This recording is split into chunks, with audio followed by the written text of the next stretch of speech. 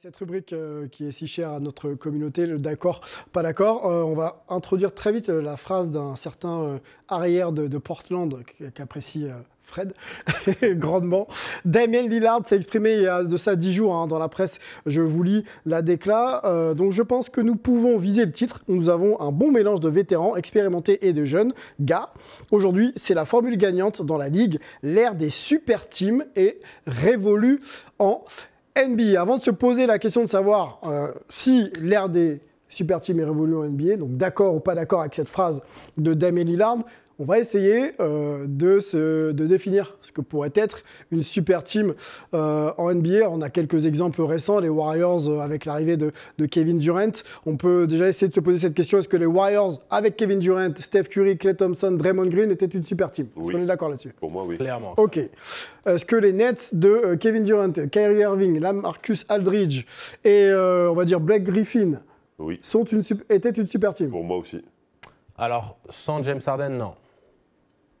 C'est-à-dire que LaMarcus Aldridge, Blake Griffin, c'était des joueurs de complément, c'était des joueurs qui n'étaient plus dans leur, tu signes dans leur plus belle. des vétérans au minimum pour pouvoir avancer. Donc, encore une fois, pour moi, en fait, moi, super team, c'est soit les Warriors qui agrémentent, entre guillemets, parce que c'est un peu réducteur pour KD, mais qui agrémentent leur équipe avec KD, soit tu reconstruis tout à zéro en prenant n'importe quel mec à partir du moment où il a un nom. Oui, mais si tu veux, pour moi, le nom ne garantit pas, on va dire, de la qualité sur le terrain. Mais d'où ce que dit Damien Lillard. Exactement. Oui, mais la définition, alors on en avait parlé un petit peu en coulisses, Fred, notamment avec les Américains. C'est pour ça. Parce que c'est pour ça que vous avez un truc de Rennes et pas moi. Non, mais on sait très bien que tu veux ramener le East Back, alors attends.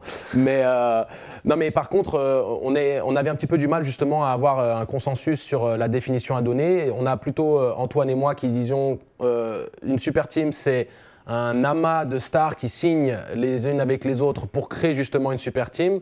Alors que Melo est plus dans l'idée, peu importe comment cette équipe a été créée, que ce soit par la draft ou que ce soit par un recrutement de free agent, un LaMarcus Aldridge ou Blake Griffin qui arrive, peu importe que ce soit au salaire minimum, tant que ce sont des noms clinquants, ça fait une super team. Nous, on est vraiment dans cette définition où on se dit une super team est créée par l'achat. Une super team est créée par le fait qu'il y a des stars qui décident de joindre les forces pour créer cette super team, on va dire, un peu à la Qatari avec le PSG, on achète les stars et on s'achète les trucs. Donc, par rapport à ce principe, Blake Griffin, quand il arrive au Nets, c'est une superstar quand même. Non, ça n'est plus une superstar. C'est une superstar sur le nom. Il est largement sur le déclin, mais c'est une superstar. Alors, est-ce qu'on parle on parle du CV et de la finalité Hall of Famer d'une carrière ou on parle du jeu? Justement, Melvin, qu'est-ce que tu penses de la question d'Angelo et l'idée de s'associer superstar, non ou alors plutôt performeur?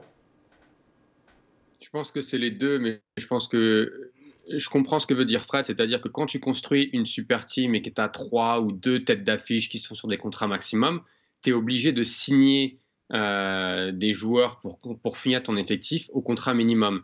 Et on a souvent vu beaucoup d'équipes signer des vétérans, des joueurs qui étaient précédemment des stars pour rejoindre des équipes. On a vu par exemple chez les Warriors, David West signé au minimum. C'est pareil pour Aldridge, c'est pareil pour Blake Griffin. Alors, c'est plus des superstars ou des stars, on va dire des stars, vu qu'on a eu un débat sur le terme de superstar, à l'époque où ils signaient à Brooklyn, mais ils sont attirés par l'orbite de la super team. On continue dans les super teams et ensuite on lance ce fameux d'accord pas d'accord. Le Miami Heat de 2012-2013 avec Ray Allen, Dwayne Wade, LeBron James, Rashard Lewis et Chris Bosh. Super team ou pas? C'est la création de la super team. Ok, Antoine, dis-nous.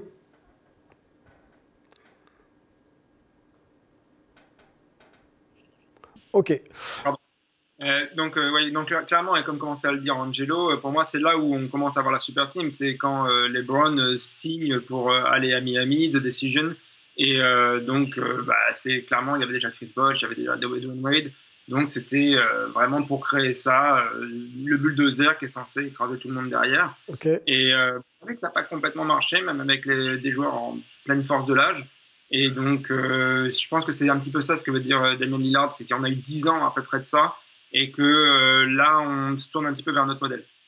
Allez, on continue juste pour cette même saison. On rappelle que les Lakers, c'était quand même la saison 2012-2013 avec Steve Nash, Kobe, le regretté Kobe Bryant, Pau Gasol, Dwight Howard et Metta World Peace. Voilà, donc une équipe aussi qui n'a pas été malheureusement très, très performante. On a posé un peu les bases. Difficile de se retrouver autour d'une définition. On reprend peut-être la fin de la déclaration de Damian Lillard. L'ère des super teams est révolue en NBA. Qui est d'accord avec les propos de Damian Lillard? Moi, je suis plutôt d'accord. Ok. Je suis plutôt d'accord aussi. Tu es plutôt d'accord aussi. Melvin? Je ne suis pas d'accord du tout. Ok, pas d'accord du tout. Waouh. Et Antoine? Calme-toi quand même. Hein. Antoine? Je pense qu'en termes d'air, dans le sens où il y a plusieurs équipes qui vont essayer de faire ça, c'est plutôt vrai. C'est assez révolu. Je pense que le prochain CBA, dont d'ailleurs la date a été un petit peu repoussée là, va jouer là-dessus, va clairement faire qu'on va essayer d'éviter ça parce que c'est pas bon pour le modèle de la NBA, une ligne fermée avec des équipes qui dominent tout en haut, c'est pas très bon. Mais il y aura toujours un ou deux exemples de certains qui vont tenter le coup parce qu'il y aura toujours un propriétaire qui va lâcher beaucoup d'argent parce qu'il vient d'arriver, etc. Donc on continuera d'avoir de temps en temps des choses comme ça, mais ça ne sera pas une ère comme là ce qu'on vient de vivre pendant 10 ans. Très bien. On se fait un petit duel. Melvin face au Fred, le Fred, comme tu l'appelais la semaine dernière. On va commencer peut-être par Melvin. Melvin, 1 minute pour dépeindre tes arguments. Ensuite, on écoutera Fred Weiss. Et puis Angelo arbitrera un petit peu ce duel en donnant des arguments complémentaires. Melvin, quand tu veux. Okay. Déjà, moi, je faut rappeler que la NBA est basée et construite sur des stars. Sur des stars, des superstars, des all-stars, tout ce qu'on veut. Et comme vient de le dire Antoine, tout GM ira toujours à la pêche au All-Star parce que c'est vu comme la voie rapide vers le succès. Alors, comme on vient de le dire, des fois ça marche pas du tout. Hello Brooklyn. Mais le risque en vaut la chandelle parce que sur le plan basket, sur le plan marketing, sur le plan commercial, ça peut faire très très mal. Si on regarde les finalistes et les champions des 10 dernières années, il y a quasiment que des super teams. Les Warriors de 2022, tu as 3 Hall of Famers, tu as Wiggins qui est All-Star. Les Celtics, tu as Tatum Brown, 2 stars, et le Defensive Player of the Year. Les Bucks, tu as Drew, Giannis, Middleton. Les Lakers avant eux, les Warriors de 2009 à 2015, les Cavs de la même époque, les Heat. À chaque fois, tu as besoin de ça. Si on prend cet été, quand Kevin Durant demande un trade, toute la NBA était prête à lâcher n'importe quoi pour aller le chercher, dont les Suns, ceux qui auraient fait une super team, dont le Heat qui aurait fait une super team aussi. L'été prochain, les Lakers vont avoir du cap space. Qui vont-ils aller chercher pour mettre autour de LeBron James et d'Anthony Davis? Merci, monsieur Des joueurs de seconde zone. Merci, monsieur Carsanti. Très belle, il est chaud, hein. Très belle plaidoirie. On va écouter Fred. Alors moi, je suis tout à fait pas d'accord. Tout simplement parce qu'en fait, ici, des équipes qui, pour moi, ne sont pas des super teams. Boston est une très bonne équipe avec effectivement 2 All-Stars et Defensive Player of the Year, mais le reste, c'est des très bons joueurs, mais ça ne fait pas partie d'une super team. Si à partir de 3, on considère que c'est une super team, dans ce cas-là, je peux te donner que raison. Mais moi, ce n'est pas du tout mon cas. Et après, il y a 2 choses. La première, il y a des équipes comme Golden State qui agrémentent leur équipe avec des joueurs parce qu'ils ont déjà des super joueurs, ce qui est une chose, et d'autres qui créent de toutes pièces. Quand je parle de super team, pour moi, c'est celle qui est créée de toutes pièces. Et le dernier exemple en date, tu l'as dit, c'est les Nets. Et honnêtement, moi, je ne fais pas une équipe comme ça pour perdre aussi facilement. Donc, je pense que c'est un mauvais choix. Ensuite, il y a le salary cap. Le salary cap pose un vrai problème pour avoir une super team. On est obligé de signer des vétérans, tu l'as dit tout à l'heure, des vétérans au minimum. Alors, est-ce qu'on considère qu'un Blake Griffin, c'est une superstar encore? Non. Donc, ce n'est pas une super team qu'on fait avec eux. On se bloque avec les salaires immenses des superstars. Donc, tu ne peux plus refaire des super teams, en fait. Il n'y a plus d'argent. Buzzer. Est-ce que ça a convaincu Angelo les arguments de Melo et de Fred? Avant de donner mon verdict, je veux juste compléter quelques éléments.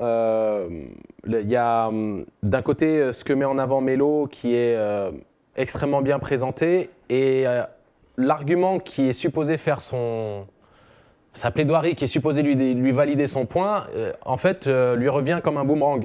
Si tout le monde procède de la même manière et si tout le monde construit de la même manière les équipes, comment on appelle ça quand il y a une énorme quantité de choses, cette abondance d'équipes qui procèdent de la même manière et construisent leurs équipes de la même manière en essayant d'allier 2 à 3 très gros joueurs sur le circuit professionnel NBA ensemble, si tu en as plus de 3, 4, 5 et que tu commences à en avoir 8, 10, on ne peut plus parler de super team puisque toutes les équipes se construisent comme des super teams. Donc le concept de super team ne s'applique plus puisqu'il n'y a plus de différence. Il n'y a plus, on va dire, cette époque des Heat où tu avais l'unique équipe dans la NBA qui était capable d'aligner 3 joueurs du top 15 comme Chris Bosh, Dwayne Wade, LeBron James, et il n'y en avait pas une seule autre. Il y avait peut-être celle de Boston à l'époque de 2008 où tu avais Garnett, Allen et Paul Pierce.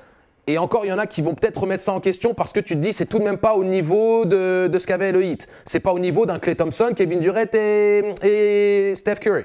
Donc maintenant, on regarde toutes les équipes, elles sont toutes construites. Tu as Rudy Gobert qui va aux Timberwolves pour aller avec Karl Anthony Towns et Edwards. Tu vas avoir du côté de Miami, Butler, Adebayo, et on essaye de trouver une autre. Et toutes les équipes procèdent de la même manière. Alors, Donc pour moi, en partant de ce principe-là, tu ne peux plus dire que c'est une ère de super team. C'est une ère de trio plutôt qu'une ère de duo qu'on a connue avant, c'est tout.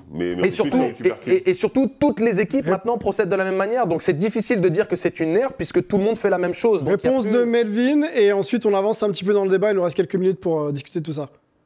Non, mais pour moi, tu viens de nous expliquer que les équipes essayent de construire des super teams. Oui, donc, mais si tout le monde fait des super teams, est-ce qu'on peut dire que ce sont des super teams ? Ça reste une des super teams. Après, on revient sur la question de la définition, où pour moi, si on prend les Warriors d'avant KD en 2016 qui gagnent 73 matchs, pour moi, c'est une super team, même si ça a été du talent qui a été drafté, mais ça reste une équipe qui a fait peur à toute la NBA au même niveau que le Heat avant eux. Après, je veux revenir sur la quote de Damian Lillard. Aujourd'hui, pour un gars qui a joué dans un petit marché, qui n'a aucune chance et qui n'a jamais eu aucune chance de gagner le titre, qui aujourd'hui sur le plateau, et levez la main si vous pensez que Lillard peut gagner le titre NBA avec les Blazers de la façon dont ils sont constitués. Ah non, mais là-dessus. Alors, après, c'est une autre question. Si on me pose la question par rapport à ce qu'il a dit sur la première partie, non. Mais en même temps, c'est pas parce que son équipe n'est pas construite correctement que c'est nécessairement une super team qui va gagner. Ça n'a aucun rapport. Alors justement, pour aller dans le sens de Damian Lillard, on n'a pas la suite de la déclaration, Melvin, je te relance tout de suite après. Mais dans sa déclaration complète, dans l'article, Damian Lillard explique qu'aujourd'hui, le mix parfait, c'est des vétérans avec, on va dire, des très forts jeunes joueurs. La jeune garde qui peut donner un peu d'énergie, un peu avec ce que les Warriors sont en train d'essayer de faire, pour justement être un peu plus performant. Voilà un peu l'idée et la direction dans laquelle veut aller Damian Lillard. Juste avant que Melvin reprenne, la définition de super team, c'est qu'on différencie cette équipe vis-à-vis des autres. C'est-à-dire que tu as des très bonnes équipes, mais une super team, c'est supposé être une équipe qui est au-dessus des autres. Sinon, tu l'appelles une team. Sinon, tu l'appelles une team. Donc, si tu as 10 super teams dans la NBA, dans un championnat où tu en as une trentaine, tu ne peux plus parler de super team. La super team, c'était les 2-3 exceptions dont le concept même de super team a été créé de par le fait que tout le monde pensait que c'était association de stars. Une association. Oh, Durant va joindre les Warriors, super team. Oh, LeBron et Dwayne Bosh et Chris Bosh vont rejoindre Dwayne Wade, super team. Maintenant, il n'y a plus ce domaine. Allez, un mot avec Antoine sur le sujet. Je crois que tu t'es pas exprimé. Ensuite, on avancera. Je me suis exprimé juste au début, mais je n'ai pas beaucoup de choses à rajouter. Il me semble que ce que dit Lillard, encore une fois, a du sens, dans le sens où je crois qu'on a bien fait le tour du sujet, quoi. Ça va plus être le modèle absolu. On a quand même vu, pour moi, les Bucks qui sont champions, c'est pas une super team. Les Suns qu'ils ont en phase 2, c'est pas une super team sur cette finale-là. Alors on va dire que c'est après le Covid, que tout ça, qu'il y a un petit peu des choses. Mais pour moi, Boston n'est pas une super team. Voilà, ça va continuer comme ça. Super team dans la bulle. Et je vois pas autant d'équipes tenter le coup. Il y en aura encore une ou deux, c'est tout, quoi. Non, mais le Heat n'est pas une super team dans la bulle. Les Heat ne sont pas une super team dans la bulle. Les Lakers ne sont pas une super team. Ça fait 3 ans que c'est pas une super team qui gagne. Oui, mais après, ça veut pas dire que si demain tu fais une super team, tu vas pas gagner non plus. Ce n'est bien sûr que bien sûr. De toutes pièces, tu vas pas gagner. Bon. Je dis, les lettres sont la preuve concrète que tu as construit. Si c'est un projet, par contre, de draft, etc. Les Warriors, tu draftes et en plus tu as un agrément de joueurs, oui. Okay. Parce que Melo, on arrête. Non, mais c'est une discussion très très intéressante.